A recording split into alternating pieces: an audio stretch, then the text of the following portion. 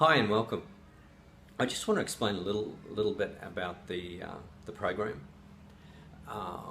There can be some confusion because there's lots of diets in this sort of spectrum.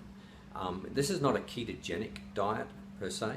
Now, there's nothing wrong with a ketogenic diet. Some people need to be in ketosis. Some people like to be. They like to get really ripped and be in ketosis. But also we know that ketosis is a good healthy state for people with MS and people undergoing cancer treatments and with epilepsy, Alzheimer's, autoimmune conditions. But for most of us, we don't need to go quite that far. So if this was a ketogenic diet, we would have a bit more fat and we would have less carbohydrate again.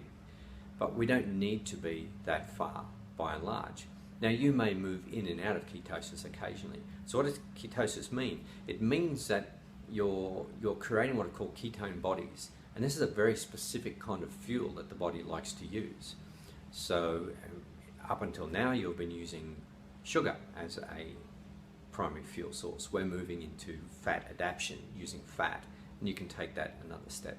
But most of us, we don't need to. We do very, very well on our diet of the higher fat, the lower carbs, and moderate protein intake as well. So, and just another couple of points clarifying, things like butter are fine, even better, turn it into ghee. And all ghee is butter without the impurities. You can simply take a saucepan on low heat, melt a block of butter, and then when you see the kind of scum on the top, you take it off and you keep the golden liquid. You can also add a bit of olive oil into that as well and keep it in the fridge. It does have a low melting point, so it will melt fairly quickly because of the olive oil. Which brings us to a question. There are products on the market that have olive oil in them and they are stable at room temperature. Well, in order to do that, they had to process it, and that's really not a good food anymore. Olive oil is your friend.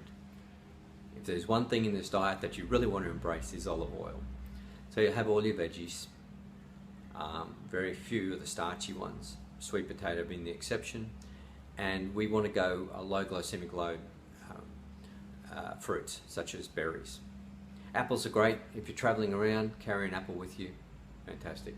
So that was just a few more pointers along the way.